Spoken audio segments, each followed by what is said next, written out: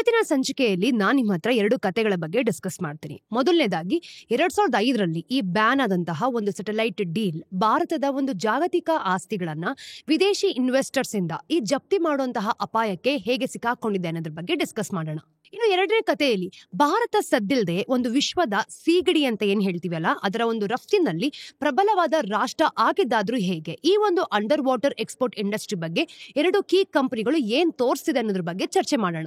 ಇವತ್ತು ಮಂಗಳವಾರ 10th June. ನಾನು ನಿಮ್ಮ ನಿರೂಪಕಿ ಚಂದನಾ ಗೌಡ. ಬನ್ನಿ ಕಾರ್ಯಕ್ರಮವನ್ನ ಶುರು ಮಾಡೋಣ. ಭಾರತ ಸರ್ಕಾರದ ಒಡೆತನವನ್ನ ನಾವು ನೋಡಿದಾಗ ಪ್ರಪಂಚದಾದ್ಯಂತ ಇರುವಂತ ಆಸ್ತಿಗಳ ಜೊತೆ ಏನೋ ಒಂದು ವಿಚಿತ್ರ ನಡೀತಿದೆ ಅಂತ ಗೊತ್ತಾಗತ್ತೆ. ನೋಡಿ, ಪ್ಯಾರಿಸ್ನ ಅತ್ಯಂತ ಎಕ್ಸ್ಕ್ಲೂಸಿವ್ ಪ್ರದೇಶಗಳಲ್ಲಿ ಒಂದಾದಂತಹ ಈ 35 ಕೋಟಿ ರೂಪಾಯಿಯ ಬೆಲೆನ ನಾವು ನೋಡಿದಾಗ ಈ ಒಂದು ಲಕ್ಸುರಿ ಅಪಾರ್ಟ್ಮೆಂಟ್ ಇಂದ ಹಿಡಿದು ಅಮೆರಿಕದಾದ್ಯಂತ ಇರುವಂತಹ ಬ್ಯಾಂಕ್ ಅಕೌಂಟ್ಸ್ಗಳು ಮತ್ತೆ ಸರ್ಕಾರಿ ಕಟ್ಟಡಗಳವರೆಗೂ ಕೂಡ ಭಾರತದ ಆಸ್ತಿಗಳು ಇದ್ದಕ್ಕಿದ್ದಂತೆ ಈ ಒಂದು ಫಾರಿನ್ ಇನ್ವೆಸ್ಟರ್ಸ್ ಇಂದ ಜಪ್ತಿ ಆಗುವಂತಹ ಅಪಾಯಕ್ಕೆ ಯಾಕೆ ಸಿಕ್ಕಾಕೊಂಡಿದೆ ನೋಡಿ. ಇದೆಲ್ಲದರ ಮೂಲದಲ್ಲಿ ನಾವು ನೋಡಿದಾಗ ಸುಮಾರು 20 ವರ್ಷಗಳ ಹಿಂದೆ ಬೆಂಗಳೂರಿನ ಒಂದು ಸಣ್ಣ ಸ್ಟಾರ್ಟ್ಅಪ್ ಮತ್ತು ಇಸ್ರೋದ ಒಂದು ವಿಭಾಗದ ನಡುವೆ ಆದ ಒಂದು ಸ್ಯಾಟಲೈಟ್ ಡೀಲ್ ಇದೆ.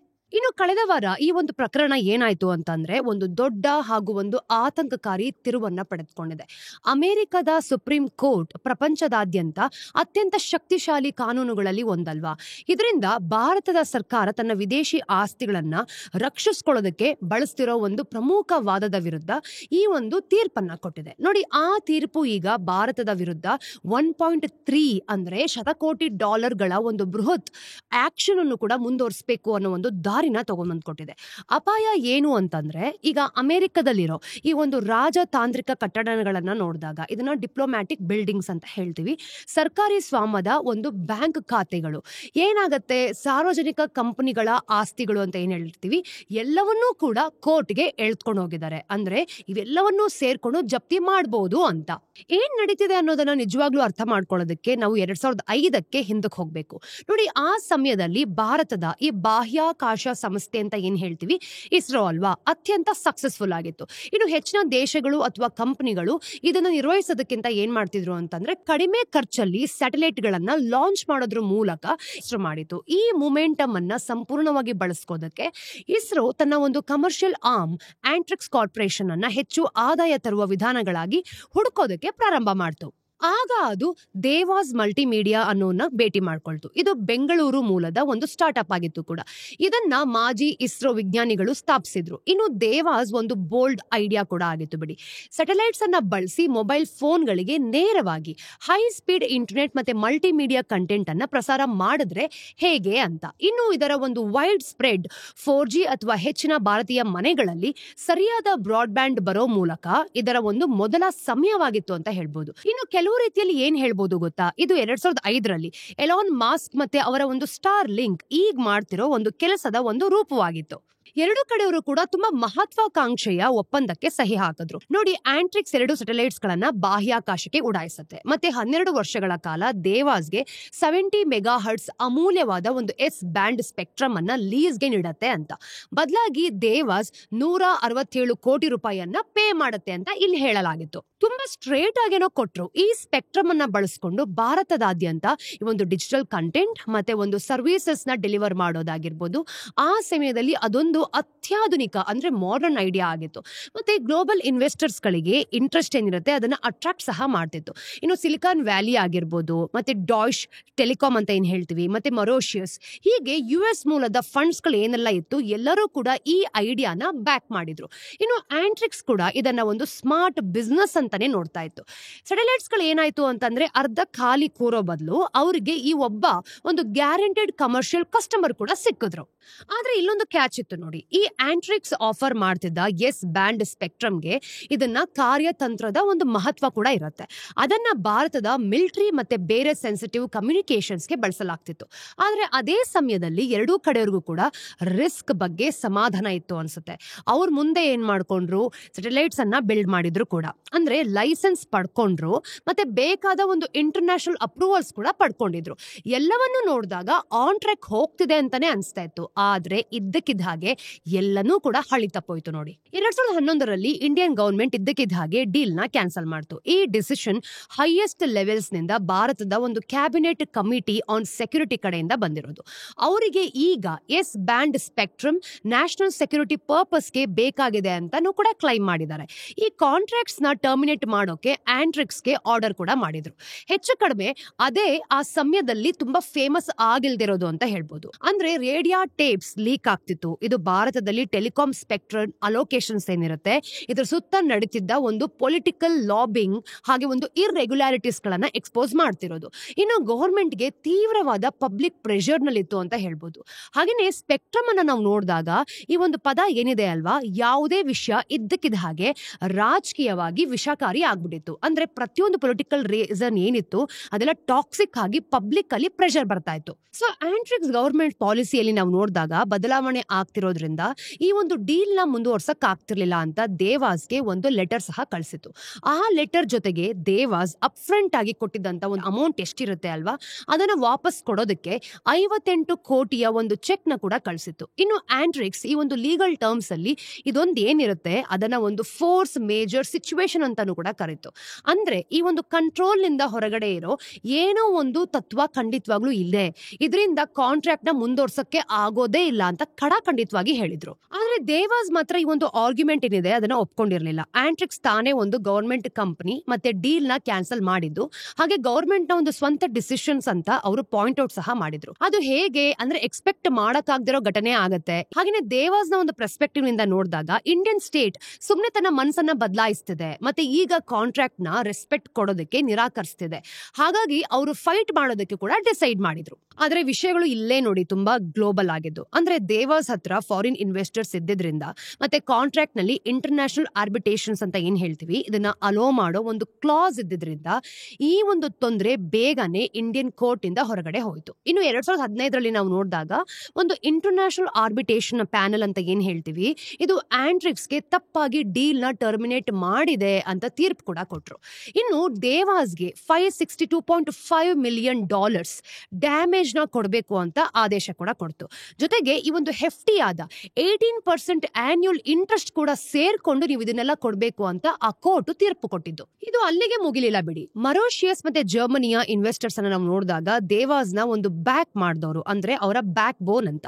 ಇನ್ನು ಭಾರತದ ಬೈಲ್ಯಾಟ್ರಲ್ ಇನ್ವೆಸ್ಟ್ಮೆಂಟ್ ಟ್ರೀಟೀಸ್ ನಾವು ನೋಡ್ತಿದೀವಿ ಅಂತಂದ್ರೆ ಇದ್ರ ಅಡಿಯಲ್ಲಿ ಅಡಿಷನಲ್ ಕ್ಲೇಮ್ಸ್ ಅನ್ನು ಕೂಡ ಫೈಲ್ ಮಾಡಿದ್ರು. ಈ ಟ್ರೀಟೀಸ್ ಫಾರಿನ್ ಇನ್ವೆಸ್ಟರ್ಸ್ ಗಳನ್ನ ಅನ್ಫೇರ್ ಟ್ರೀಟ್ಮೆಂಟ್ ನಿಂದ ಪ್ರೊಟೆಕ್ಟ್ ಮಾಡೋದಕ್ಕೆ ಇರೋದು. ಅಂದ್ರೆ ನಮ್ಮ ಇಂಡಿಯಾದಲ್ಲಿ ಯಾರಾದ್ರೂ ಫಾರಿನ್ ಇನ್ವೆಸ್ಟರ್ಸ್ ಇನ್ವೆಸ್ಟ್ ಮಾಡ್ತಿದ್ದಾರೆ ಅಂತಂದ್ರೆ ಅವ್ರಿಗೆ ಅನ್ಯಾಯ ಆದ್ರೆ ಇದನ್ನ ನೋಡ್ಕೊಳ್ಳೋದಕ್ಕೆ ಈ ಟ್ರೀಟೀಸ್ ಗಳು ಇರುತ್ತೆ. ಇನ್ನು 2016 ಮತ್ತೆ 2020 ನಡುವೆ ಇನ್ನು ಹೆಚ್ಚು ಈ ಒಂದು ಟ್ರಿಬ್ಯುನಲ್ಸ್ ಏನಿದೆ ಇದು ದೇವಾಸ್ ನ ಇನ್ವೆಸ್ಟರ್ಸ್ ಪರವಾಗಿಯೇ ತೀರ್ಪು ಕೊಟ್ಟಿದ್ದು. ಇದರಿಂದ ಭಾರತದ ಒಂದು ಲಯಬಿಲಿಟೀಸ್ಗೆ ಇನ್ನೂ ಕೂಡ 195 ಮಿಲಿಯನ್ ಯೂರೋಸ್ ಸೇರ್ಕೊಂತು. ಆದ್ರೆ ಭಾರತ ಪೇ ಮಾಡೋದಕ್ಕೆ ತುಂಬಾ ನಿರಾಕರಿಸ್ತು ಬಿಡಿ. ಅದು ಈಗ ರೂಲಿಂಗ್ಸ್ ಗಳ ಮೂಲನೇ ಒಂದು ಆಧಾರವನ್ನೇ ಕ್ವಶನ್ ಮಾಡ್ತಿದೆ.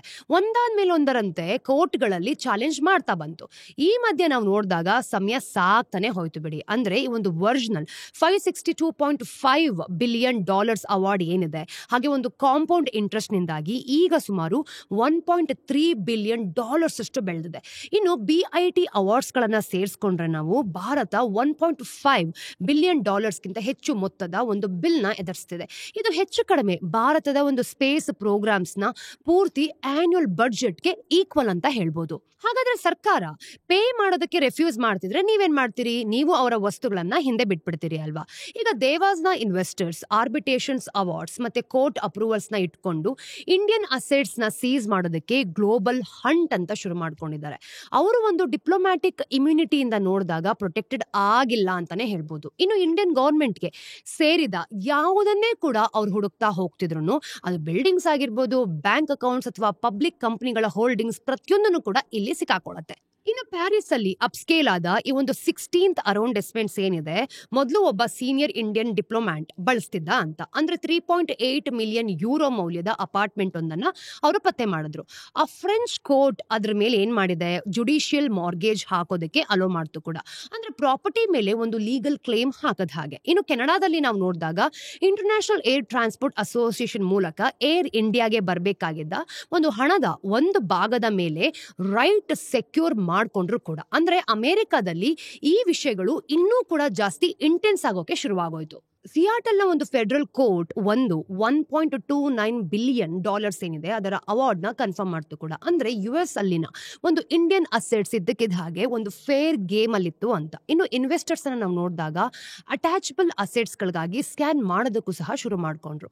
PSU bank accounts, revenue flows ಮತ್ತೆ ಇಂಡಿಯನ್ ಪಬ್ಲಿಕ್ ಸೆಕ್ಟರ್ಸ್ ಯೂನಿಟ್ಸ್ಗೆ ಸಂಬಂಧಪಟ್ಟಿದ್ದೇ ಅಲ್ಲ ಅಂತ. ಆದ್ರೆ 2023ರಲ್ಲಿ ಒಂದು US ಅಪ್ಲೇಟ್ ಕೋರ್ಟ್ ವಿಷಯಗಳನ್ನ ಕಾಂಪ್ಲಿಕೇಟ್ ಮಾಡ್ತು. ಅಂದ್ರೆ ಆಂಟ್ರಿಕ್ಸ್ಗೆ ಅಮೆರಿಕ ಜೊತೆ ಸಾಕಷ್ಟು ಕನೆಕ್ಷನ್ ಇಲ್ಲ ಅಂತ. ಹಾಗಾಗಿ ಅಮೆರಿಕನ್ ಕೋರ್ಟ್ಸ್ಗೆ ಜ್ಯೂರಿಡಿಕ್ಷನ್ ಕ್ಲೇಮ್ ಮಾಡೋಕ್ಕಾಗಲ್ಲ ಅಂತಾನು ಕೂಡ ತೀರ್ಪು ಕೊಟ್ರು. ನೋಡಿ, ಈಗ ಈ ಒಂದು ಫಾರಿನ್ ಸಾವರಿನ್ ಇಮ್ಯುನಿಟೀಸ್ ಆಕ್ಟ್ ಪ್ರಕಾರ ನಾವು ನೋಡೋದಾದ್ರೆ ಫಾರಿನ್ ಸ್ಟೇಟ್ಸ್ ಗಳನ್ನ ಸಾಮಾನ್ಯವಾಗಿ ಅಮೆರಿಕ ಕೋರ್ಟ್ ಅಲ್ಲಿ ಸ್ಯೂ ಮಾಡೋಕ್ ಆಗೋದೇ ಇಲ್ಲ. ಆದ್ರೆ ಆರ್ಬಿಟ್ರೇಷನ್ ಅವಾರ್ಡ್ಸ್ ಗಳನ್ನ ಈ ಒಂದು ಎನ್ಫೋರ್ಸ್ ಮಾಡೋ ಕೇಸ್ ಏನಾದ್ರೂ ಇತ್ತು ಅಂತಂದ್ರೆ ಅದಕ್ಕೊಂದು ಎಕ್ಸೆಪ್ಷನ್ ಖಂಡಿತವಾಗ್ಲೂ ಇದ್ದೇ ಇರುತ್ತೆ. ಆಗ ನೀವ್ ಏನ್ ಮಾಡ್ಬೋದು, ಸ್ಯೂ ಮಾಡ್ಬೋದು. ಈಗ 9th circuit arbitration exception apply ಕೂಡ ಆಗ್ಬೋದು ಅಂತ ಒಪ್ಕೊಂಡಿದ್ದಾರೆ. ಹಾಗೇನೆ ಈ ಒಂದು ಅಮೆರಿಕ ಜೊತೆ ಮಿನಿಮಮ್ ಕಾಂಟ್ಯಾಕ್ಟ್ಸ್ ಇರಲೇಬೇಕು ಅಂತ ಫೋರ್ಸ್ ಸಹ ಮಾಡಲಾಗಿದೆ. ಇದರಿಂದ ಆಂಟ್ರಿಕ್ಸ್ ಇನ್ವೆಸ್ಟರ್ಸ್ ಸ್ಟಕ್ ಆಗಿದ್ದಾರೆ. ಆದ್ರೆ ಕಳೆದ ವಾರ ಏನಾಯ್ತು ಗೊತ್ತಾ? ಜೂನ್ 5, 2025 US ಸುಪ್ರೀಂ ಕೋರ್ಟ್ ಮಧ್ಯ ಪ್ರವೇಶ ಮಾಡಿದೆ ನೋಡಿ. ಮತ್ತೆ ಇನ್ನೊಂದೇನು ಅಂತಂದ್ರೆ ತುಂಬಾ ಸಮಾನವಾಗಿರುವಂತಹ ತೀರ್ಪು ಸಹನ ಕೊಡ್ತಾ ಇದೆ.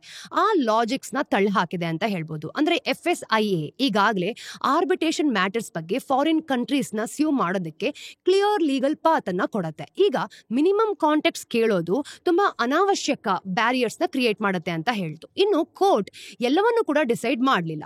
ಅದು ಕೇವಲ ಭಾರತ ಡಿಪೆಂಡ್ ಆಗಿದ್ದ ಒಂದು ಕೀ ಲೀಗಲ್ ಡಿಫೆನ್ಸ್ ಏನಿರುತ್ತೆ ಅದನ್ನ ತೆಗೆದುಹಾಕ್ತು. ಈಗ ಕೇಸ್ ಮತ್ತೆ ಲೋವರ್ ಕೋರ್ಟ್ಗೆ ವಾಪಸ್ ಹೋಗುತ್ತೆ. ಅಲ್ಲಿ ಭಾರತ ಇನ್ನೂ ಬೇರೆ ಪಾಯಿಂಟ್ಸ್ ಗಳನ್ನ ಆರ್ಗ್ಯೂ ಮಾಡಬಹುದು. ಆದ್ರೆ ದೇವಾಸ್ ನ ಇನ್ವೆಸ್ಟರ್ಸ್ಗೆ US ಅಲ್ಲಿ ಇಂಡಿಯನ್ ಅಸೆಟ್ಸ್ ಗಳನ್ನ ಮತ್ತೆ ಪರ್ಸ್ಯೂ ಮಾಡೋದಕ್ಕೆ ಈಗ ದಾರಿ ಓಪನ್ ಆಗಿದೆ ಅಂತ ಹೇಳ್ಬೋದು. ಇದೆಲ್ಲ ವಿದೇಶಗಳಲ್ಲಿ ನಡೀತಿದ್ದಾಗ ಇಂಡಿಯನ್ ಗವರ್ಮೆಂಟ್ ತಾಯ್ನಾಡಲ್ಲಿ ಡೀಲ್ ನ ಒಂದು ಡಿಸ್ಕ್ರೆಡಿಟ್ ಮಾಡೋದಕ್ಕೆ ಒಂದು ಪ್ಯಾರಲಲ್ ಕ್ಯಾಂಪೇನ್ ನ ಲಾಂಚ್ ಮಾಡ್ತು. ಇನ್ನು 2015ರಲ್ಲಿ CBI ಈ ಒಂದು ದೇವಾಸ್ ಫ್ರಾಡ್ ಮೂಲಕ ಈ ಒಂದು ಕಾಂಟ್ರಾಕ್ಟ್ ಏನಿರುತ್ತೆ ಅದನ್ನ ಸೆಕ್ಯೂರ್ ಮಾಡ್ಕೊಂಡಿದೆ ಅಂತಾನು ಕೂಡ ಆರೋಪಿಸಿ ಒಂದು ಕ್ರಿಮಿನಲ್ ಕೇಸ್ ಅನ್ನು ಕೂಡ ಫೈಲ್ ಮಾಡ್ತು. ಇನ್ನು 2016 ಹೊತ್ತಿಗೆ ನಾವು ನೋಡಿದಾಗ ಏಜೆನ್ಸಿ ಅದರ ಒಂದು ಎಕ್ಸಿಕ್ಯೂಟಿವ್ಸ್ ಮೆಂಬರ್ಸ್ ಗಳು ಯಾರೆಲ್ಲ ಇರ್ತಾರೆ ಅವ್ರ ಮೇಲೆ ಚಾರ್ಜಸ್ ಅನ್ನ ಫೈಲ್ ಮಾಡ್ತು ಕೂಡ. ಇನ್ನು 2021ರಲ್ಲಿ ಆಂಟ್ರಿಕ್ಸ್ ಭಾರತದ ಕಂಪನಿ ಏನಿದೆ ಇದನ್ನ ಟ್ರಿಬ್ಯುನಲ್ಸ್ಗೆ ಹೋಗಿ ದೇವಾಸ್ ಮೂಲತಃ ಒಂದು ಫ್ರಾಡ್ ಕಂಪನಿ ಅಂತ ವಾದ ಮಾಡಿದೆ. ಇನ್ನು ಟ್ರಿಬ್ಯುನಲ್ ಅದನ್ನ ಒಪ್ಕೊಂಡಿದೆ ಕೂಡ. ಮತ್ತೆ ಭಾರತದ ಸುಪ್ರೀಂ ಕೋರ್ಟ್ ಕೂಡ ಈ ಒಂದು ವ್ಯೂ ಏನಿದೆ ಅದನ್ನ ಎಂಡ್ರೋಸ್ ಮಾಡ್ತಾ ಬಂದಿದೆ. ಅಂದ್ರೆ ಇದರಿಂದ ಅರ್ಥ ಆಗೋದೇನ್ ಗೊತ್ತಾ? ಮೋಸ ಎಲ್ಲವನ್ನೂ ಕೂಡ ಹಾಳು ಮಾಡುತ್ತೆ ಅಂತ ಹೇಳಿರೋದು. ಆ ರೂಲಿಂಗ್ ಭಾರತಕ್ಕೆ ಒಂದು ಹೊಸ ಆರ್ಗ್ಯುಮೆಂಟ್ ಅನ್ನ ಕೊಟ್ಟಿದೆ ನೋಡಿ. ಒರಿಜಿನಲ್ ಕಾಂಟ್ರಾಕ್ಟ್ ಫ್ರಾಡ್ ಆಗಿದ್ರೆ ಈ ಒಂದು ಆರ್ಬಿಟ್ರೇಷನ್ ಅವಾರ್ಡ್ಗೆ ಅರ್ಥನೇ ಇರಲ್ಲ ಅಂತ. ಈ ಲಾಜಿಕ್ಸ್ ನ ಆಧಾರದ ಮೇಲೆ ನಾವು ನೋಡಿದಾಗ ಡೆಲ್ಲಿ ಹೈಕೋರ್ಟ್ 2022ರಲ್ಲಿ ಈ ಅವಾರ್ಡ್ ಏನಿದೆ ಅಲ್ವಾ ಇದನ್ನ ಇನ್ವ್ಯಾಲಿಡೇಟ್ ಮಾಡ್ತು. ಅದನ್ನ ಎನ್ಫೋರ್ಸ್ ಮಾಡೋದು ಅಂದ್ರೆ ಒಂದು ಮೋಸವನ್ನ ಮುಂದುವರಿಸ್ತಾ ಹಾಗೆ ಅಂತ ಅವ್ರು ಹೇಳೋದು. ಆದ್ರೆ ಇಲ್ಲೇ ವಿಷಯಗಳು ತುಂಬಾ ಗೊಂದಲ, ಕನ್ಫ್ಯೂಸ್ ಅಂತ ಅನ್ಸೋದು. ಯಾಕೆ ಅಂತಂದ್ರೆ ಇಂಡಿಯನ್ ಕೋರ್ಟ್ ನ ದೇವಾಸ್ ಏನಂತ ಹೇಳುತ್ತೆ ಅದನ್ನ ಅಪರಾಧಿ ಅಂತ ತೀರ್ಪು ಕೊಟ್ಟಿದೆ. ಆದ್ರೆ ಆ ಫೈಂಡಿಂಗ್ಸ್ ಗಳನ್ನ ವಿದೇಶಗಳಲ್ಲಿ ಟೆಸ್ಟ್ ಆಗಿಲ್ಲ ಅಂತ ಅವ್ರು ಹೇಳ್ತಿರೋದು. ಇನ್ನು ದೇವಾಸ್ ಫೌಂಡರ್ಸ್ ಯಾರೂ ಕೂಡ ಭಾರತದಲ್ಲಿ ವಾಸ ಮಾಡ್ತಾನೆ ಇಲ್ಲ. ಮತ್ತೆ ಫುಲ್ ಟ್ರಯಲ್ ಇಲ್ಲದೆ ಆ ಒಂದು ಚಾರ್ಜಸ್ ಗಳು ಕೋರ್ಟ್ ನಲ್ಲಿ ಎಂದಾದ್ರೂ ಕೂಡ ಪ್ರೂವ್ ಆಗುತ್ತಾ ಇಲ್ವಾ ಅನ್ನೋದು ಕೂಡ ಕ್ಲಿಯರ್ ಆಗಿಲ್ಲ. ಆದ್ರೂ ಗ್ಲೋಬಲಿ ಕೋರ್ಟ್ಸ್ ಗಳು ಇನ್ನೂ ಕೂಡ ಆರ್ಬಿಟ್ರೇಷನ್ ಅವಾರ್ಡ್ ನ ವ್ಯಾಲಿಡ್ ಅಂತಾನೆ ಟ್ರೀಟ್ ಮಾಡ್ತಿದೆ. ಸೊ ನಮ್ಗೆ ಉಳಿದಿರೋದು ಒಂದು ಕನ್ಫ್ಯೂಸಿಂಗ್ ಆದ ವಿಷಯ ಏನ್ ಗೊತ್ತಾ? ಒಂದ್ ಕಡೆ ಪ್ರಪಂಚದಾದ್ಯಂತ ಕೋರ್ಟ್ಸ್ ಗಳು ಭಾರತಕ್ಕೆ $1 ಬಿಲಿಯನ್ ಗಿಂತ ಹೆಚ್ಚು ಪೇ ಮಾಡೋದಕ್ಕೆ ಹೇಳ್ತಾ ಇದೆ. ಇನ್ನೊಂದ್ ಕಡೆ ಅದರ ಸ್ವಂತ ಕೋರ್ಟ್ಸ್ ಅದು ಯಾರಿಗೆ ಪೇ ಮಾಡ್ಬೇಕು ಅಂತ ಹೇಳಲಾಗ್ತಿದೆಯೋ ಆ ಕಂಪನಿ ಫ್ರಾಡ್ ಮೇಲೆ ನಿರ್ಮಾಣವಾಗಿದೆ ಮತ್ತೆ ಮೊದಲಿಂದನೂ ಕೂಡ ಅಸ್ತಿತ್ವದಲ್ಲೇ ಇರಬಾರ್ದಾಗಿತ್ತು ಅಂತಾನು ಕೂಡ ಹೇಳಿರೋದು. ಮತ್ತೆ ಇದೆಲ್ಲದರ ಮಧ್ಯೆ ನಾವು ನೋಡಿದಾಗ ಭಾರತದ ಒಂದು ಗ್ಲೋಬಲ್ ರೆಪ್ಯುಟೇಷನ್ಗೆ ಖಂಡಿತವಾಗ್ಲೂ ಹೊಡೆತ ಬೀಳತ್ತೆ ಅಂತ ಅನ್ಸುತ್ತೆ.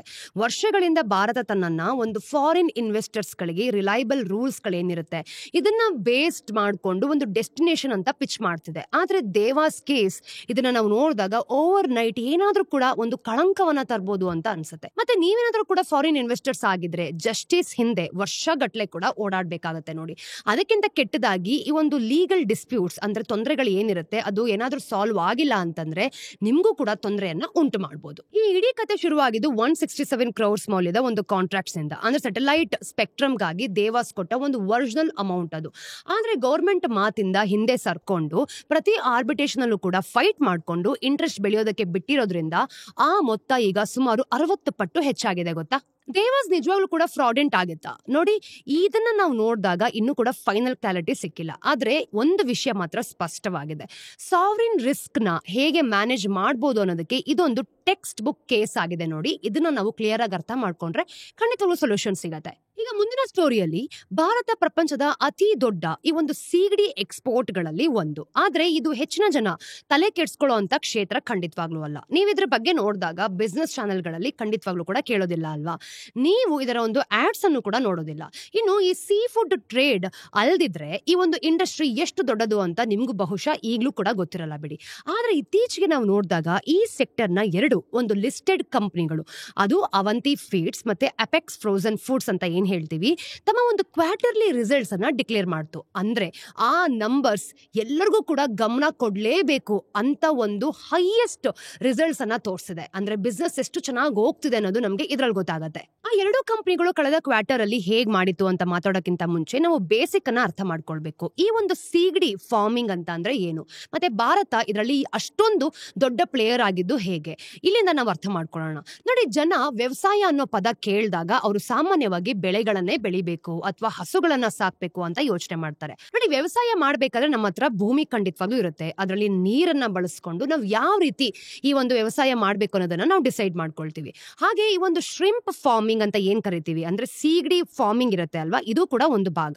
ಈಗ ಸಿಂಪಲ್ ಟರ್ಮ್ಸ್ ಅಲ್ಲಿ ಹೇಳ್ಬೇಕು ಅಂತಂದ್ರೆ ಈ ಒಂದು ಸೀಗಡಿ ಸಮುದ್ರದಿಂದ ಹಿಡಿಯೋ ಬದಲು ನಾವು ಅವನ್ನ ಕೊಳಗಳಲ್ಲೂ ಕೂಡ ಬೆಳೆಸ್ತೀವಿ. ಈ ಒಂದು ಕೊಳಗಳಲ್ಲಿ ಸಾಮಾನ್ಯವಾಗಿ ಕರಾವಳಿ ಹತ್ರ ಇರುತ್ತೆ, ಮತ್ತೆ ವಿಶೇಷವಾಗಿ ಭಾರತದ ಒಂದು ಈಸ್ಟರ್ನ್ ಸೈಡ್ ಅಂತ ಹೇಳ್ತೀವಿ, ಅಂದ್ರೆ ಆಂಧ್ರ ಪ್ರದೇಶ ತರದ ಸ್ಟೇಟ್ಸ್ ಗಳಲ್ಲಿ ಹೆಚ್ಚಿನ ಆಕ್ಟಿವಿಟಿ ನಡೆಯೋದೇ ಇಲ್ಲಿ. ಕಾಲಕ್ರಮೇಣ ಈ ಒಂದು ಸೀಗಡಿ ಫಾರ್ಮಿಂಗ್ ನ ನಾವು ನೋಡಿದಾಗ ಏನ್ ಹೇಳ್ತಾರೆ, ಫಿಶಿಂಗ್ ನೇ ಓವರ್ಟೇಕ್ ಮಾಡ್ತಿದೆ ಅಂತ. ಅಂದ್ರೆ ಮೀನಿನ ಬಿಸ್ನೆಸ್ ಗಿಂತ ಈ ಒಂದು ಸೀಗಡಿ ಬಿಸ್ನೆಸ್ ತುಂಬಾ ಮುಂದೆ ಹೋಗ್ತಿದೆ ಅಂತ. ಹಾಗೆ ಇದರ ಒಂದು ರಿಪೋರ್ಟ್ ನಾವು ನೋಡಿದಾಗ ಅರ್ಥ ಮಾಡ್ಕೊಳ್ಳೋದೇನ್ ಗೊತ್ತಾ, ಈಗ ಭಾರತದ ಒಂದು ಶ್ರಿಂಪ್ ಪ್ರೊಡಕ್ಷನ್ ಒಂದು ಸಣ್ಣ ಭಾಗ ಅಷ್ಟೇ, ಹೆಚ್ಚಿನ ಪಾಲು ಫಾರ್ಮ್ಸ್ ಗಳಿಂದಾನೇ ಬರುತ್ತೆ. ಮತ್ತೆ ಇಂಟ್ರೆಸ್ಟಿಂಗ್ ಅಂತ ಅಂದ್ರೆ ನಾವು ಅದರಲ್ಲಿ ಹೆಚ್ಚಿನದನ್ನ ತಿನ್ನೋದೇ ಇಲ್ಲ, ಹೆಚ್ಚು ಕಡಿಮೆ ಎಲ್ಲ ಬೇರೆ ದೇಶಗಳಿಗೆ ನಾವು ಅದನ್ನ ಎಕ್ಸ್ಪೋರ್ಟ್ ಮಾಡ್ತೀವಿ. ಸ್ಕೇಲ್ ನ ಒಂದು ಐಡಿಯಾ ಕೊಡಬೇಕು ಅಂತಂದ್ರೆ ಫೈನಾನ್ಷಿಯಲ್ ಇಯರ್ 2024ರಲ್ಲಿ ಭಾರತ $7.3 ಬಿಲಿಯನ್ ಗಿಂತ ಹೆಚ್ಚು ಮೌಲ್ಯದ ಸೀ ಫುಡ್ ಅನ್ನ ಎಕ್ಸ್ಪೋರ್ಟ್ ಮಾಡಿತ್ತು. ಅದರಲ್ಲಿ ಒಂದು ಫ್ರೋಸನ್ ಶ್ರಿಂಪ್ ಒಂದೇ ಸುಮಾರು 3/2 ಭಾಗ ಆಗಿದೆ. ಇದರಿಂದ ಇದು ಪೂರ್ತಿ ಸೀ ಫುಡ್ ಕ್ಯಾಟಗರಿಯಲ್ಲಿ single most valuable export item ಆಗಿದೆ ಗೊತ್ತಾ. ಆದ್ರೆ ಇದು ಯಾವಾಗ್ಲೂ ಕೂಡ ಹೀಗಿರಲ್ಲ ಬಿಡಿ. ಭಾರತದ ಒಂದು ಸೀಗಡಿ ಬಿಸ್ನೆಸ್ ಅಂದ್ರೆ ಶ್ರಿಂಪ್ ಇಂಡಸ್ಟ್ರಿ ಬೇಸಿಕಲಿ ತುಂಬಾ ಹೊಸದಾಗಿದೆ. ಇದು ನಿಜವಾಗ್ಲೂ ಕೂಡ ಶುರುವಾಗಿದ್ದು 1980s ಮತ್ತೆ 1990s ಅಲ್ಲಿ. ಆಗ ರೈತರು ಏನ್ ಮಾಡಿದ್ರು ಗೊತ್ತಾ, ಈ ಒಂದು ಬ್ಲಾಕ್ ಟೈಗರ್ ಶ್ರಿಂಪ್ ಅನ್ನೋ ಒಂದು ನೇಟಿವ್ ಸ್ಪೀಸಿಸ್ ನ ಬೆಳೆಯೋದಕ್ಕೆ ಶುರು ಮಾಡ್ಕೊಂಡ್ರು. ಇದಕ್ಕೆ ಗ್ಲೋಬಲ್ ಡಿಮ್ಯಾಂಡ್ ತುಂಬಾ ಇತ್ತು. ಇನ್ನು ವಿಶೇಷವಾಗಿ ನಾವು ನೋಡೋದಾದ್ರೆ ಜಪಾನ್ ಮತ್ತೆ US ರದ ದೇಶಗಳಿಂದ ಮತ್ತೆ ಭಾರತಕ್ಕೆ ಒಂದು ಚಿನ್ನದ ಗಣಿಯೇ ಸಿಕ್ಕದಾಗ ಅನ್ಸಿದ್ದು. ಆದ್ರೆ ಈ ಒಂದು ಅರ್ಲಿ ಗ್ರೋತ್ ಅನ್ನ ನಾವು ನೋಡಿದಾಗ ದೊಡ್ಡ ಪ್ರಾಬ್ಲಮ್ಸ್ ಜೊತೆಗೆ ಬಂದಿದೆ ನೋಡಿ. ಈ ಒಂದು ಫಾರ್ಮ್ಸ್ ಗಳನ್ನ ಯಾವುದೇ ರೂಲ್ಸ್ ಇಲ್ಲದೆ ಸೆಟಪ್ ಮಾಡಲಾಗ್ತಿತ್ತು. ಅಂದ್ರೆ ಹಲವಾರು ಈ ಒಂದು ಕರಾವಳಿ ತೀರ ಅಂತ ಏನ್ ಕರಿತೀವಿ, ಇವುಗಳು ಕೋಸ್ಟಲ್ ಮ್ಯಾಂಗ್ರೋವ್ಸ್ ಗಳನ್ನ ಡಿಸ್ಟ್ರಾಯ್ ಮಾಡ್ತಾ ಇತ್ತು. ಕೆಲವು ಹತ್ತಿರದ ಲೇಕ್ಸ್ ಅಂದ್ರೆ ಈ ಕೊಳಗಳಾಗಿರ್ಬೋದು ಮತ್ತೆ ರಿವರ್ಸ್ ಗಳಾಗಿರ್ಬೋದು ಜಾಸ್ತಿ ಕಲುಷಿತ ಆಗ್ತಾ ಇತ್ತು. ಪರಿಸ್ಥಿತಿ ಎಷ್ಟು ಕೆಟ್ಟದಾಗ್ತು ಅಂತಂದ್ರೆ 1996ರಲ್ಲಿ ಸುಪ್ರೀಂ ಕೋರ್ಟ್ ಮಧ್ಯ ಬರಬೇಕಾಯ್ತು. ಅದು ಕೂಡ ಹೇಳಿದ್ ಏನ್ ಗೊತ್ತಾ, ಈ ಒಂದು ಸೆನ್ಸಿಟಿವ್ ಕೋಸ್ಟಲ್ ಏರಿಯಾಸ್ ಅಲ್ಲಿ ಈ ಒಂದು ಶ್ರಿಂಪ್ ಫಾರ್ಮಿಂಗ್ ನ ಬ್ಯಾನ್ ಮಾಡಿ ಅಂತ ಒಂದು ಲ್ಯಾಂಡ್ ಮಾರ್ಕ್ ಏನಿದೆ ಅದರ ಜಡ್ಜ್ಮೆಂಟ್ ಅನ್ನು ಕೂಡ ಪಾಸ್ ಮಾಡ್ಬಿಡ್ತು. ಆ ಒಂದೇ ಕೇಸ್ ಈ ಒಂದು Jagannath versus union of India case ಅಂತ ತುಂಬಾ ಫೇಮಸ್ ಆಗಿದ್ದು. ಆಗ್ತಾನೆ ನಾವು ನೋಡೋದಾದ್ರೆ ಈ ಒಂದು ಬೂಮಿಂಗ್ ಆಗ್ತಿದ್ದ ಇಂಡಸ್ಟ್ರಿಯನ್ನ ಕಂಪ್ಲೀಟ್ ಆಗಿ ನಿಲ್ಲಿಸ್ಬಿಡ್ತು. ಕೊನೆಗೆ ಗೌರ್ಮೆಂಟ್ ಈ ಒಂದು ಕೋಸ್ಟಲ್ ಆಕ್ವಾಕಲ್ಚರ್ ಅಥಾರಿಟಿಯನ್ನ ಒಂದು ಬಾಡಿ ಸೆಟಪ್ ಮಾಡಿಕೊಂಡು ಶ್ರಿಂಪ್ ಫಾರ್ಮಿಂಗ್ ಅನ್ನ ರೆಗ್ಯುಲೇಟ್ ಮಾಡ್ತು. ಆದ್ರೆ ರೆಗ್ಯುಲೇಷನ್ ಇಂಪ್ರೂವ್ ಆಗ್ತಿದ್ದ ಹಾಗೇನೆ ಇಂಡಸ್ಟ್ರಿ ಇನ್ನೊಂದ್ ಕಡೆ ಸಮಸ್ಯೆಗೆ ಸಿಕ್ಕಾಕೊಂಡಿತ್ತು. ನೋಡಿ ಒಂದು ರೋಗ ಅರ್ಲಿ 2000 ಅಲ್ಲಿ ಭಾರತದಾದ್ಯಂತ ಈ ಫಾರ್ಮ್ಸ್ ಗಳೆಲ್ಲ ಏನಿರುತ್ತೆ ಅಲ್ವಾ, ವೈಟ್ ಸ್ಪಾಟ್ ಸಿಂಡ್ರಮ್ ವೈರಸ್ ಅನ್ನೋ ಒಂದು ವೈರಸ್ ನಿಂದ ಹೊಡೆತವನ್ನ ತಿಂತು. ಅದು ಒಂದು ಪಾಂಡ್ಗೆ ಅಂದ್ರೆ ಈ ಕೊಳಗಳಂತ ಏನ್ ಹೇಳ್ತೀವಿ ಅದಕ್ಕೆ ಇನ್ಫೆಕ್ಟ್ ಆದ್ರೆ ಕೆಲವೇ ದಿನಗಳಲ್ಲಿ ಅಲ್ಲಿರೋ ಎಲ್ಲಾ ಶ್ರಿಂಪ್ಸ್ಗಳು ಸೀಗಡಿಗಳನ್ನ ಸಾಯಿಸ್ಬಿಡತ್ತೆ. ಇನ್ನು ಲಾಸಸ್ ಮಾಸಿವ್ ಆಗಿದ್ದು ಕೂಡ ಹಲವಾರು ಫಾರ್ಮರ್ಸ್ ಏನ್ ಮಾಡಿದ್ರು, ಪೂರ್ತಿಯಾಗಿ ಈ ಬಿಸ್ನೆಸ್ ಅಂದ್ರೆ ಈ ಒಂದು ಸೆಕ್ಟರ್ ಏನಿರುತ್ತೆ ಇಲ್ಲಿ ಕೆಲಸ ಮಾಡೋದನ್ನೇ ಬಿಟ್ಬಿಟ್ರು. ಇದೊಂದು ಕೆಟ್ಟ ಸಮಯ ಆಗಿತ್ತು ಅಂತ ಹೇಳ್ಬೋದು. ಆದ್ರೆ 2009ರಲ್ಲಿ ಎಲ್ಲರೂ ಕೂಡ ಮತ್ತೆ ವಾಪಸ್ ಬಂದ್ರು. ನೋಡಿ, ಒಂದು ಹೊಸ ಸ್ಪೀಶೀಸ್ ನ ಫಾರ್ಮಿಂಗ್ ಗೆ ಅಪ್ರೂವ್ ಮಾಡ್ತು ಕೂಡ. ಲೀಟೋಪೆನಿಯಸ್ ವನಾಮಿ, ಇದನ್ನ ಒಂದು ವೈಟ್ ಲೇಕ್ ಶ್ರಿಂಪ್ ಅಂತಾನೂ ಕೂಡ ಕರೀತಾರೆ. ಈ ಸ್ಪೀಶೀಸ್ ಭಾರತಕ್ಕೆ ತುಂಬಾ ಲೋಕಲ್ ಆಗಿರ್ಲಿಲ್ಲ. ಇದು ಲ್ಯಾಟಿನ್ ಅಮೆರಿಕಾದಿಂದ ಬಂದಿದ್ದು. ಆದ್ರೆ ಇದಕ್ಕೆ ಕೆಲವು ದೊಡ್ಡ ಅಡ್ವಾಂಟೇಜಸ್ ಗಳು ಕೂಡ ಜಾಸ್ತಿ ಇತ್ತು. ಇದು ತುಂಬಾ ಫಾಸ್ಟ್ ಆಗಿ ಬೆಳೀತಿತ್ತು. ಆಗಿತ್ತು, ಇದನ್ನ ಹೆಚ್ಚು ಸಂಖ್ಯೆಯಲ್ಲಿ ನಾವು ಫಾರ್ಮ್ ಮಾಡಬಹುದಾಗಿತ್ತು. ಮತ್ತೆ ಅದಕ್ಕಿಂತ ನಾವು ನೋಡಿದಾಗ ಮುಖ್ಯವಾಗಿ ಏನ್ ಗೊತ್ತಾಗುತ್ತೆ ಗೊತ್ತಾ, ಇದು ಡಿಸೀಸ್ ಫ್ರೀ, ಅಂದ್ರೆ ಇದಕ್ಕೆ ಯಾವುದೇ ಕೂಡ ರೋಗ ಬರಲ್ಲ ಅಂತಾನು ಕೂಡ ಸರ್ಟಿಫೈಡ್ ಆಗಿತ್ತು. ಆ ಟ್ಯಾಗ್ಗೆ SPF ಅಂದ್ರೆ ಒಂದು ಸ್ಪೆಸಿಫಿಕ್ ಪ್ಯಾಥೋಗನ್ ಫ್ರೀ ಅಂತಾನು ಕೂಡ ಕರಿತೀವಿ. ಇದೆಲ್ಲ ನಾವು ನೋಡಿದಾಗ ಅರ್ಥ ಆಗೋದೇನ್ ಗೊತ್ತಾ, ಈ ಸೀಗಡಿಗಳು ಜೆನೆಟಿಕಲಿ ಮಾಡಿಫೈಡ್ ಅಂತಲ್ಲ. ಇದ್ರ ಅರ್ಥ ಅವನ್ನ ನಾವು ಸೆಕ್ಯೂರ್, ಸ್ಟ್ರೈಲ್ ಮತ್ತೆ ಫೆಸಿಲಿಟೀಸ್ ಗಳಲ್ಲಿ ಹೆಚ್ಚಾಗಿ ನಾವು ನೋಡಿದಾಗ ಅಮೆರಿಕ ಅಥವಾ ಮೆಕ್ಸಿಕೋದಲ್ಲಿ ಬ್ರೀಡ್ ಮಾಡಲಾಗುತ್ತೆ. ಅದು ಯಾವುದೇ ಒಂದು ಮೇಜರ್ ಡಿಸೀಸಸ್ ಗಳಿಂದನೂ ಕೂಡ ಇರೋದಿಲ್ಲ, ಅಂದ್ರೆ ಯಾವುದೇ ರೋಗ ಇರಲ್ಲ ಅಂತಾನು ಕೂಡ ಅವರು ಸರ್ಟಿಫೈ ಮಾಡಿ ಕೊಟ್ಟಿರ್ತಾರೆ. ಅಂದ್ರೆ ರಿಪೀಟೇಟಿವ್ ಆಗಿ ಕೂಡ ಟೆಸ್ಟ್ ಮಾಡಲಾಗುತ್ತೆ. ಈಗ ನಾವು ನೋಡಿದಾಗ ಏನ್ ಗೊತ್ತಾಗುತ್ತೆ, ಇಲ್ಲಿ ಭಾರತ ಈ ಒಂದು ಅಡಲ್ಟ್ ಶ್ರಿಂಪ್ ಗಳನ್ನ ಬ್ರಾಡ್ ಸ್ಟಕ್ ಅಂತ ಕರೀತಾರೆ. ಇದನ್ನ ಇಂಪೋರ್ಟ್ ಮಾಡ್ಕೊಳ್ಳೋದಕ್ಕೆ ಶುರು ಮಾಡ್ತು. ಆಮೇಲೆ ಈ ಒಂದು ಹ್ಯಾಚರೀಸ್ ಅನ್ನ ಬಳಸ್ಕೊಂಡು ಈ ಒಂದು ಬೇಬಿ ಶ್ರಿಂಪ್ ಅಂತ ಏನ್ ಕರಿತೀವಿ, ಅಂದ್ರೆ ಪೋಸ್ಟ್ ಲಾರ್ವೆ ಬ್ರೀಡ್ ಮಾಡ್ಕೊಂಡು ಫಾರ್ಮಿಂಗ್ ಗೆ ಅದನ್ನ ಬಳಸಲಾಗತ್ತೆ. ನೋಡಿ, ಆ ಒಂದೇ ಒಂದು ಬದಲಾವಣೆ ಬ್ಲಾಕ್ ಟೈಗರ್ ನಿಂದ ವೆನಾಮೈಗೆ ಸ್ವಿಚ್ ಆಗಿದ್ದು ಇಂಡಸ್ಟ್ರಿಯನ್ನ ಪೂರ್ತಿಯಾಗಿ ಟ್ರಾನ್ಸ್ಫಾರ್ಮ್ ಮಾಡ್ತು. ಈ ಪೂರ್ತಿ ಸಿಸ್ಟಮ್ ಕೆಲಸ ಮಾಡೋ ರೀತಿ ನಿಜವಾಗ್ಲೂ ಕೂಡ ತುಂಬಾನೇ ಆರ್ಗನೈಸ್ಡ್ ಆಗಿದೆ. ಇದು ಬ್ರೂಡ್ ಸ್ಟಾಕ್ ಅಂದ್ರೆ ಮರಿಗಳ ಏನಿರುತ್ತೆ ಅದರಿಂದ ಶುರು ಆಗತ್ತೆ ಅಂತ ಹೇಳ್ಬೋದು. ಇವು ಇಂಪೋರ್ಟ್ ಮಾಡ್ಕೊಂಡಂತಹ ಒಂದು ಅಡಲ್ಟ್ ಶ್ರಿಂಪ್ಗಳು, ಅವುಗಳಿಗೆ ಈ ಒಂದು ಕೊಳಗಳು ಏನ್ ಹೇಳ್ತೀವಿ ಅಲ್ಲಿಗೆ ಡೈರೆಕ್ಟ್ ಆಗಿ ಹೋಗೋದಿಲ್ಲ. ಬದಲಿಗೆ ಅವರು ಹ್ಯಾಚರೀಸ್ ಗಳಲ್ಲಿ ಮಾಡಲಾಗುತ್ತೆ.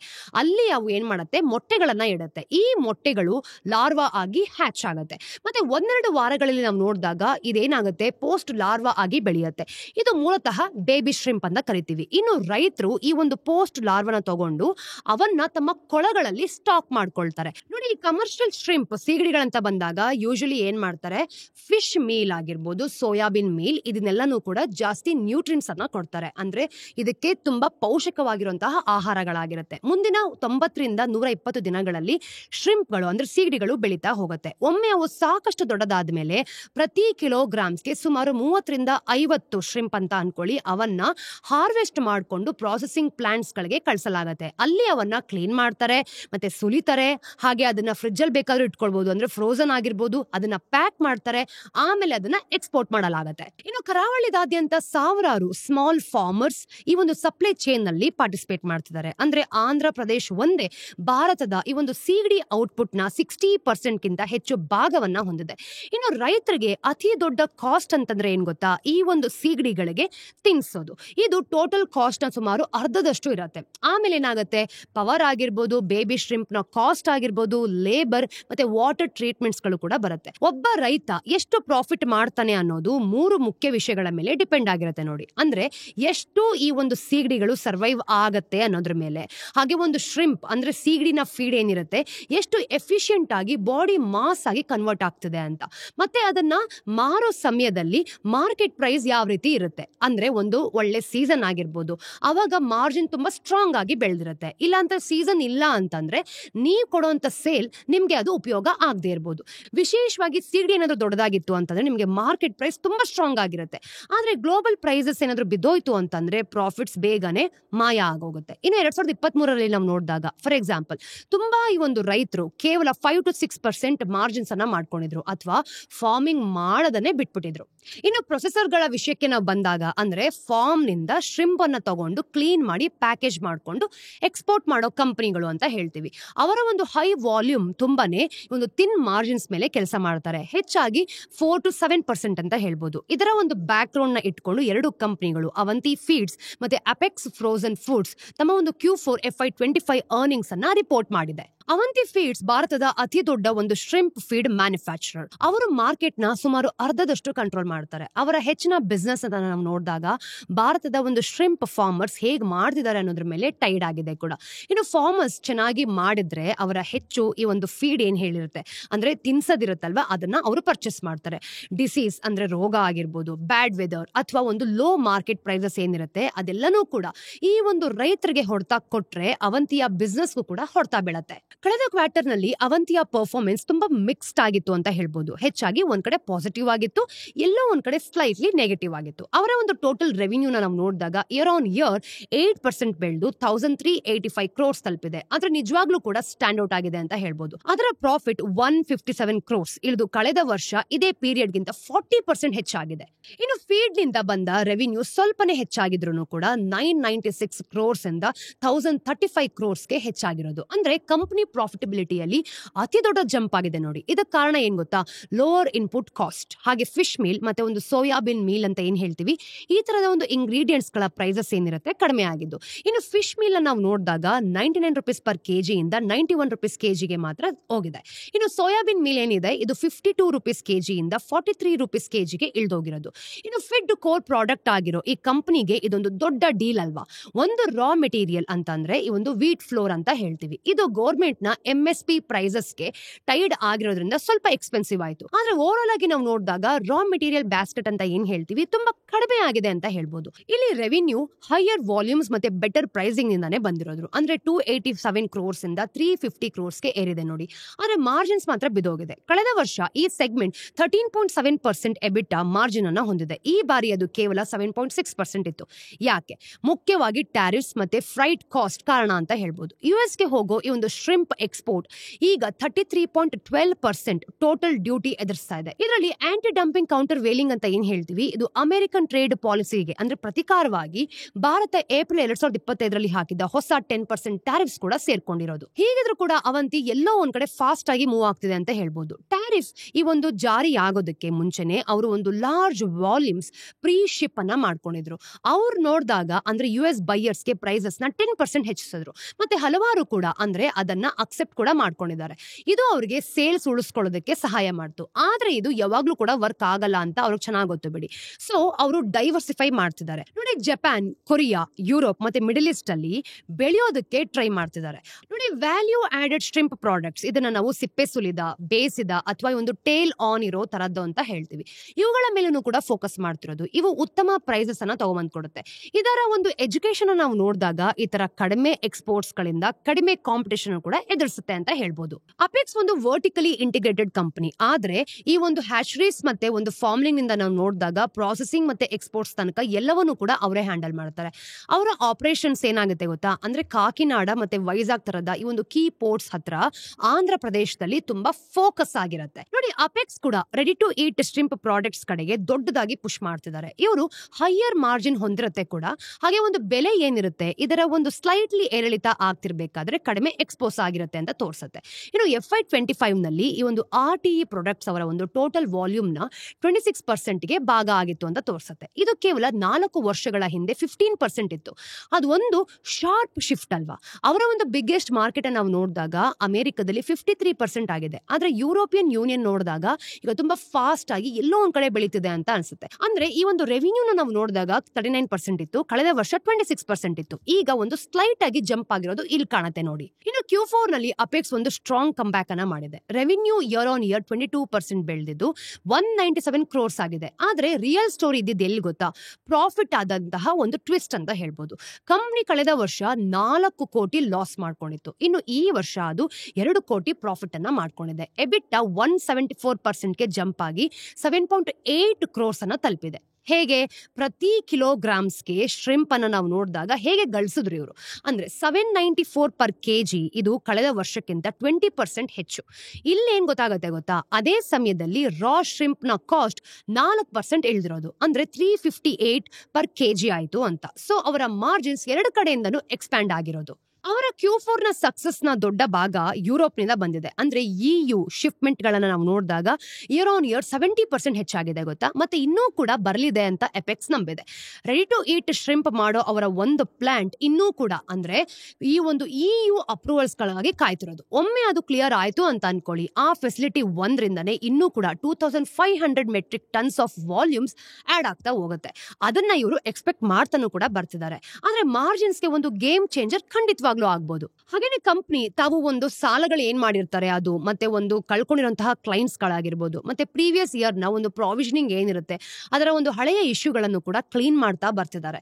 ಹಾಗೇನೆ ಅವರು ಎಕ್ವಡೋ ಮತ್ತೆ ವಿಯಟ್ನಾಂಗೆ ಜಾಗವನ್ನು ಕೂಡ ಬಿಟ್ಕೊಟ್ಟಿದ್ದಾರೆ. ಆದ್ರೆ ಈಗ ಸ್ಲೋಲಿ ಈ ಒಂದು ಅಮೆರಿಕ ಕ್ಲೈಂಟ್ಸ್ ಅನ್ನ ವಾಪಸ್ ತಗೊಂಡ್ಬರ್ತಿದ್ದಾರೆ. ಮತ್ತೆ ಯುರೋಪ್ ನಲ್ಲಿ ನಾವು ನೋಡಿದಾಗ ಇವರು ಫಾಸ್ಟ್ ಆಗಿ ಬೆಳೀತಿದ್ದಾರೆ ಅಂತ ಇದರಿಂದಾನೇ ಗೊತ್ತಾಗತ್ತೆ. ಅವಂತಿ ಮತ್ತೆ ಅಪೆಕ್ಸ್ ಇಬ್ರು ಕೂಡ ಈಗ ಒಂದು ಟ್ಯಾರಿಫ್ಸ್ ನ ಮತ್ತೆ ಪ್ರೈಸ್ ಸ್ವಿಂಗ್ಸ್ ಗಳನ್ನ ಈ ಒಂದು ಪ್ರೆಷರ್ ಏನಿದೆ ಸರ್ವೈವ್ ಮಾಡೋದಕ್ಕೋಸ್ಕರ ಈ ಒಂದು ವ್ಯಾಲ್ಯೂ ಆಡೆಡ್ ಎಕ್ಸ್ಪೋರ್ಟ್ಸ್ ಮತ್ತೆ ಡೈವರ್ಸಿಫೈಡ್ ಮಾರ್ಕೆಟ್ಸ್ ಮೇಲೆ ಬೆಟ್ ಮಾಡ್ತಿದ್ದಾರೆ. ಅಂದ್ರೆ ಈ ಒಂದು ಗ್ಲೋಬಲ್ ಶ್ರಿಂಪ್ ಟ್ರೇಡ್ ಅನ್ಪ್ರೆಡಿಕ್ಟಬಲ್ ಆಗಿದ್ರೂ ಕೂಡ ಅದರಲ್ಲಿ ಭಾರತದ ಸ್ಥಾನ ಖಂಡಿತವಾಗ್ಲೂ ಕೂಡ ತುಂಬಾ ಅಥವಾ ಸ್ಮಾಲ್ ಆಗಿಲ್ಲ ಬಿಡಿ, ಅಂದ್ರೆ ಸಣ್ಣದಾಗಿಲ್ಲ ಅಂತ. ಇಲ್ಲಿ ಒಂದು ಪೂರ್ತಿ ಎಕೋಸಿಸ್ಟಮ್ ಇದೆ. ಈ ಒಂದು ಕೋಸ್ಟಲ್ ಪಾಂಡ್ಸ್ ಗಳಿಂದ ಶುರುವಾಗಿರೋದು ಈಗ ಒಂದು ಗ್ಲೋಬಲ್ ಸೂಪರ್ ಮಾರ್ಕೆಟ್ಸ್ಗೆ ಆಹಾರ ಆಗ್ತಿದೆ ಅಂತಂದ್ರೆ ನೀವೇ ಯೋಚನೆ ಮಾಡಿ ನಮ್ಮ ಭಾರತ ಇದರಲ್ಲಿ ಎಷ್ಟು ಮುಂದೆ ಹೋಗ್ತಿದೆ ಅಂತ. ನೀವು ಕೆಲವೊಂದು ಸೂಕ್ಷ್ಮ ವಿಷಯಗಳನ್ನ ಗಮನಿಸಿದ್ರೆ ಖಂಡಿತವಾಗ್ಲೂ ಗೊತ್ತಾಗುತ್ತೆ, ಇದು ಒಂದು ಅಡ್ವರ್ಟೈಸ್ಮೆಂಟ್ ಕೊಟ್ಟಿಲ್ಲ ಅಂದ್ರೂ ಕೂಡ ಈ ಒಂದು ಸಿಗಡಿ ಬಿಸ್ನೆಸ್ ಅಲ್ಲಿ ನಾವು ಖಂಡಿತವಾಗ್ಲೂ ಮುಂದೆ ಇದೀವಿ ಅಂತ. ಇವತ್ತಿನ ಟಿಡ್ಬಿಟ್ಸ್ ಏನು ಅಂತ ನೋಡ್ಕೊಂಬರೋಣ. ನಂಬರ್ 1, ಸಾಫ್ಕೋ ಕೊನಾಮೋದಲ್ಲಿ ಒಂದು ಇಂಟಿಗ್ರೇಟೆಡ್ ಸಿಮೆಂಟ್ ಪ್ಲಾಂಟ್ ಆಪರೇಟ್ ಮಾಡ್ತಿದ್ದಾರೆ. ಇದರ ಒಂದು ಕ್ಲಿಂಕರ್ ಕೆಪಾಸಿಟಿಯನ್ನು ನಾವು ನೋಡಿದಾಗ 0.26 MNTPA ಮತ್ತೆ ಒಂದು ಗ್ರೈಂಡಿಂಗ್ ಕೆಪಾಸಿಟಿ 0.42 MNTPA ಆಗಿದೆ. ಇನ್ನು FY25 ನಲ್ಲಿ ಕಂಪನಿ 73.17 ಕ್ರೋರ್ಸ್ ಟರ್ನ್ ಓವರ್ ಅನ್ನ ರಿಪೋರ್ಟ್ ಮಾಡ್ತು. ಈ ಡೀಲ್ ನ ಭಾಗವಾಗಿ ನಾವು ನೋಡಿದಾಗ JK ಸಿಮೆಂಟ್ ಮ್ಯಾನೇಜ್ಮೆಂಟ್ ಕಂಟ್ರೋಲ್ ಅನ್ನ ತಗೊಳ್ತಾ ಇದೆ. ಮತ್ತೆ 5 ಬೋರ್ಡ್ ಡೈರೆಕ್ಟರ್ಸ್ ಗಳ ಪೈಕಿ 3 ಆಲ್ರೆಡಿ ನಾಮಿನೇಟ್ ಮಾಡಿದೆ. ಈಗ ನಾವು ಪೇಮೆಂಟ್ಸ್ ಗಳನ್ನ ನಾವು ನೋಡಿದಾಗ ಈ ಇನ್ವೆಸ್ಟ್ಮೆಂಟ್ ಗಳಲ್ಲಿ ಪ್ರಮೋಟರ್ಸ್ ಗೆ ಮಾಡಿದ ಪೇಮೆಂಟ್ಸ್ ಮತ್ತೆ ಕಂಪನಿಗೆ ಹಾಕಿದ ಎರಡೂ ಹಣ ಕೂಡ ಸೇರ್ಕೊಂಡಿದೆ ನೋಡಿ. ಈ ಒಂದು ಕ್ರಮ ಏನಿದೆ, ಕಾಶ್ಮೀರ್ ರೀಜನ್ ನಲ್ಲಿ JK ಸಿಮೆಂಟ್ ನ ಮೊದಲು ಅಂದ್ರೆ ಈ ಒಂದು ಮ್ಯಾನುಫ್ಯಾಕ್ಚರಿಂಗ್ ಪ್ರೆಸೆನ್ಸ್ ಆಗಿದೆ ಅಂತ. ಈ ಆಕ್ವಿಸಿಷನ್ ನಾವು ನೋಡಿದಾಗ ನಾರ್ಥರ್ನ್ ಮಾರ್ಕೆಟ್ಸ್ ನಲ್ಲಿ ತಮ್ಮ ಒಂದು ಹೆಜ್ಜೆ ಗುರುತನ್ನು ಕೂಡ ಅಳವಡಿಸಿಕೊಳ್ಳುತ್ತೆ ಅಂತ ತೋರಿಸುತ್ತೆ. ಇನ್ನು ಕಂಪನಿಯ ದೊಡ್ಡ ಸ್ಟ್ರಾಟಜಿಗೆ ಅಲೈನ್ ಆಗಿದೆ ಕೂಡ. JK ಸಿಮೆಂಟ್ ನ ಒಂದು existing grey cement capacity 24.34 MNTPA ಆಗಿದೆ ಕೂಡ. ಹಾಗಾಗಿ ಇದು ಬೇಸಿಕ್ಲಿ ಸಣ್ಣದಾದ್ರೂ ಕೂಡ ರೀಜನ್ ನಲ್ಲಿ ತುಂಬಾನೇ ಸ್ಟ್ರಾಟಜಿಕ್ ಆದ ಅಡಿಷನ್ ಆಗಿದೆ. ನಂಬರ್ 2, ಸರ್ಕಾರ ಈ ಬಾರಿ ಒಂದು ರಬಿ ಸೀಸನ್ಗೆ ಆನಿಯನ್ ಕಾಸ್ಟ್ ರಿಕವರಿ ರೇಟ್ ನ ಕಳೆದ ವರ್ಷ 65% ಇಂದ 72% ಗೆ ಹೆಚ್ಚಿಸಿದೆ. ಇದರರ್ಥ ಸೆಂಟ್ರಲ್ ಬಫರ್ ಸ್ಕೀಮ್ ಅಡಿಯಲ್ಲಿ ಈ ಒಂದು ಆನಿಯನ್ ಸ್ಟೋರ್ ಮಾಡೋ ಪ್ರೈವೇಟ್ ಕಾಂಟ್ರಾಕ್ಟರ್ಸ್ ಪ್ರತಿ 100 kg ಈರುಳ್ಳಿಯಲ್ಲಿ 72 kg ಈರುಳ್ಳಿ ಸ್ಟೋರೇಜ್ ನಂತರನೂ ಕೂಡ ಮಾರಾಟ ಮಾಡೋ ಸಿಚುವೇಶನ್ ಅನ್ನ ಹಾಗೆ ನೋಡ್ಕೊಳ್ಬೇಕು ಅಂತ. ಬೆಲೆ ಸ್ಟೇಬಲ್ ಆಗಿರ್ಬೇಕು. ಹಾಗೆ ಒಂದು 5 ಲಕ್ಷ ಟನ್ಸ್ ನ ನೋಡಿದಾಗ ಬಫರ್ ಸ್ಟಾಕ್ ಮಾಡುವಂತಹ ಸರ್ಕಾರ ಪ್ರಯತ್ನ ಕೂಡ ಇದರ ಭಾಗವಾಗಿ ಬರ್ತಿದೆ. ಇದಕ್ಕೆ ಬೇಕಾದಂತಹ ಕ್ರಮವನ್ನು ಕೂಡ ಕೈಗೊಳ್ಳಲಾಗ್ತಿದೆ. ಇನ್ನು NAFED ಮತ್ತೆ NCCF ಇದರ ಒಂದು ಪ್ರಕ್ಯೂರ್ಮೆಂಟ್ ಗಳನ್ನು ಕೂಡ ನೋಡ್ಕೊಳ್ತಿದೆ. ಇನ್ನು ಪ್ರಕ್ಯೂರ್ ಮಾಡ್ಕೊಳ್ಳೋದಕ್ಕೆ, ಸ್ಟೋರ್ ಮಾಡೋದಕ್ಕೆ, ಹಾಗೆ ಟ್ರಾನ್ಸ್ಪೋರ್ಟ್ ಮಾಡೋದಕ್ಕೆ ಈ ಒಂದು ಪ್ರೈವೇಟ್ ಪ್ಲೇಯರ್ಸ್ ಅನ್ನು ಕೂಡ ಸೇರಿಸಿಕೊಳ್ಳಲಾಗ್ತಿದೆ. ಅವರಿಗೆ ಒಂದು ಸ್ಟ್ಯಾಗರ್ಡ್ ಪೇಮೆಂಟ್ಸ್ ಮತ್ತೆ ಒಂದು ಇನ್ಸಿಡೆಂಟಲ್ ಕಾಸ್ಟ್ ಗಳಿಗಾಗಿ ಪ್ರಾವಿಷನ್ಸ್ ಅನ್ನು ಕೂಡ ಕೊಡ್ತಿದ್ದಾರೆ. ಈ ಒಂದು ಹೈಯರ್ ಥ್ರೆಶೋಲ್ಡ್ ಅಂದ್ರೆ ಹಾಳಾಗೋದನ್ನ ಕಡಿಮೆ ಮಾಡಬಹುದು ಅಂತ. ಜವಾಬ್ದಾರಿ ಕೂಡ ಹೆಚ್ಚಾಗುತ್ತೆ. ಹಾಗೆ ನಾವು ಟ್ರೇಡರ್ಸ್ ಕಡೆಯಿಂದ ನಾವು ನೋಡಿದಾಗ ಸಪ್ಲೈ ಸೈಡ್ ಈ ಒಂದು ಮ್ಯಾನಿಪುಲೇಷನ್ಸ್ ನ ತಡೆಯುವಂತಹ ಗುರಿಯನ್ನು ಕೂಡ ಹೊಂದಿದೆ. ಈ ಹೆಜ್ಜೆ ಆಪರೇಷನಲ್ ಒಂದು ಎಫಿಷಿಯನ್ಸಿಯನ್ನು ಹೆಚ್ಚಿಸಿಕೊಂಡು ರಿಟೇಲ್ ಪ್ರೈಸ್ ವಾಲಟಿಲಿಟಿ ಕಂಟ್ರೋಲ್ ಮಾಡೋದಕ್ಕೆ ಸಹಾಯ ಮಾಡುತ್ತೆ ಕೂಡ. ಇದರಿಂದ ರೈತರಿಗೆ ನೇರವಾಗಿ ಬೆನಿಫಿಟ್ ಆಗೋದಿಲ್ಲ. ಯಾಕೆ ಅಂತಂದ್ರೆ ಅವರು ಸಾಮಾನ್ಯವಾಗಿ ಸ್ಟೋರೇಜ್ ಫೇಸ್ಗೂ ಮುಂಚೆನೆ ತಮ್ಮ ಬೆಳೆ ಮಾರಾಟವನ್ನ ಮಾಡ್ತಿರ್ತಾರೆ ಅಲ್ವಾ, ಅದೇ ಕಾರಣದಿಂದ. ಕೊನೆಯ ಟಿಡ್ಬಿಟ್, ಟಾಟಾ ಸ್ಟೀಲ್ ತಮ್ಮ ಒಂದು ಎಲೆಕ್ಟ್ರಿಕ್ ಆರ್ಕ್ ಫರ್ನೇಸ್ ಅನ್ನ ನಾವು ನೋಡಿದಾಗ ಪ್ರಾಜೆಕ್ಟ್ ಅನ್ನ ಕನ್ಸ್ಟ್ರಕ್ಷನ್ ಏನಿರುತ್ತೆ ಇದನ್ನ ಬರೋ ತಿಂಗಳು ಅಂದ್ರೆ ಜುಲೈ 2025ರಲ್ಲಿ ಯುಕೆಯ ಪಾರ್ಟ್ ಟ್ಯಾಲ್ಬೋಟ್ ಅಲ್ಲಿ ಶುರು ಮಾಡ್ತಿದೆ. ಇನ್ನು 2027ರ ಹೊತ್ತಿಗೆ ಆಪರೇಷನ್ಸ್ ಅನ್ನು ಶುರು ಮಾಡ್ಕೊಳ್ಳುವಂತಹ ಗುರಿಯನ್ನು ಕೂಡ ಹೊಂದಿದೆ. ಈ ಪ್ರಾಜೆಕ್ಟ್ಗೆ UK ಗವರ್ಮೆಂಟ್ ಇಂದ 500 ಮಿಲಿಯನ್ ಯೂರೋ ಫಂಡಿಂಗ್ ಕೂಡ ಸಿಕ್ಕಿದೆ. ಇದು ಒಂದು traditional blast furnace based steel making ನಿಂದ ಲೋಕಲಿ ಅವೈಲೇಬಲ್ ಸ್ಕ್ರಾಪ್ ಅನ್ನ ಬಳಸಿಕೊಂಡು ಸ್ಟೀಲ್ ಮಾಡೋ ಒಂದು ಲೋ ಎಮಿಷನ್ ಮಾಡೆಲ್ಗೆ ಒಂದು ಸ್ಟ್ರಾಟಜಿಕ್ ಶಿಫ್ಟ್ ಆಗುತ್ತೆ ಅಂತ ಹೇಳ್ಬೋದು. ಈ ಟ್ರಾನ್ಸಿಷನ್ ನ ಭಾಗವಾಗಿ ಟಾಟಾ ಸ್ಟೀಲ್ ಈಗಾಗಲೇ ಕೂಡ ಯುಕೆಯಲ್ಲಿ ತಮ್ಮ ಒಂದು ಹೆವಿ ಎಂಡ್ ಆಪರೇಷನ್ಸ್ ನ ಶಟ್ ಡೌನ್ ಮಾಡ್ತಿದೆ. ಮತ್ತೆ ಸದ್ಯಕ್ಕೆ ನಾವು ನೋಡಿದಾಗ ಇಂಡಿಯಾ ಹಾಗೂ ನೆದರ್ಲ್ಯಾಂಡ್ಸ್ ಇಂದ ಇಂಪೋರ್ಟ್ಸ್ ಮೂಲಕ ಡಿಮ್ಯಾಂಡ್ ಕೂಡ ಪೂರೈಸ್ತಿದೆ ಅಂತ ಹೇಳ್ಬೋದು. ಕಂಪನಿ ತನ್ನ ಒಂದು ಫಿಕ್ಸ್ಡ್ ಕಾಸ್ಟ್ ಗಳನ್ನ ಅಂದ್ರೆ FY 2024 ಹಾಗೂ 2025ರ 762 ಮಿಲಿಯನ್ ಯೂರೋಸ್ ನಿಂದ ನೋಡಿದಾಗ ಮುಂದಿನ ವರ್ಷ 540 ಮಿಲಿಯನ್ ಯೂರೋಸ್ಗೆ ಕಡಿಮೆ ಮಾಡುವಂತಹ ಪ್ಲಾನ್ ಕೂಡ ಮಾಡ್ಕೊಂಡಿದೆ. ಇನ್ನು ಸಬ್ಸ್ಟ್ರಾಟ್ ಸೋರ್ಸಿಂಗ್ ನ ಒಂದು ಆಪ್ಟಿಮೈಸೇಷನ್ ಆಗಿರ್ಬೋದು, ಮತ್ತೆ IT ಇನ್ಫ್ರಾ ಮಾಡರ್ನೈಸೇಷನ್ ಏನಿದೆ, ಮತ್ತೆ ಡೌನ್ ಸ್ಟ್ರೀಮ್ ಈ ಒಂದು ರ್ಯಾಷನಲೈಸೇಷನ್ ನಾವು ನೋಡಿದಾಗ ಕಾರ್ಪೊರೇಟ್ ಓವರ್ ಹೆಡ್ಸ್ ಅಲ್ಲಿ ಕಟ್ ಮಾಡ್ತಿರೋದ್ರಿಂದ ಈ ಕಾಸ್ಟ್ ರ್ಯಾಷನಲೈಸೇಷನ್ ಅನ್ನ ಮಾಡಲಾಗುತ್ತೆ ಅಂತಾನೂ ಕೂಡ ತೋರಿಸುತ್ತೆ. ಇನ್ನು ಪ್ರಾಜೆಕ್ಟ್ ಗೆ ಬೇಕಾದ ಈ ಒಂದು ಪ್ಲಾನಿಂಗ್ ಅಪ್ರೂವಲ್ ಕೂಡ ಸಿಕ್ಕಿದೆ ನೋಡಿ. ಈ ಒಂದು ಸ್ಟ್ರಕ್ಚರಲ್ ಟ್ರಾನ್ಸ್ಫಾರ್ಮೇಶನ್ ನ ಉದ್ದೇಶ ಆಪರೇಷನ್ ನ ಈ ಒಂದು ಬದಲಾಗ್ತಿರೋ ಮಾರ್ಕೆಟ್ ಆಗಿರ್ಬೋದು ಮತ್ತೆ ಎನ್ವೈರನ್ಮೆಂಟಲ್ ಎಕ್ಸ್ಪೆಕ್ಟೇಷನ್ಸ್ ಗಳಿಗೆ ಅಲೈನ್ ಮಾಡೋದು ಅಂತ ಇಲ್ಲಿ ಗೊತ್ತಾಗತ್ತೆ. ಸ್ನೇಹಿತರೆ, ಇದಷ್ಟು ಇವತ್ತಿನ ಝೀರೋ ದ ಮಾರ್ಕೆಟ್ಸ್ ನ ದ ಡೈಲಿ ಬ್ರೀಫ್ ನ ಅಪ್ಡೇಟ್ಸ್. ನೀವೇನಾದ್ರೂ ನಮ್ಮ ಚಾನಲ್ಗೆ ಫಸ್ಟ್ ಟೈಮ್ ಬರ್ತಿದ್ದೀರಾ ಅಂತಂದ್ರೆ ಸಬ್ಸ್ಕ್ರೈಬ್ ಮಾಡೋದನ್ನ ಮರಿಬೇಡಿ.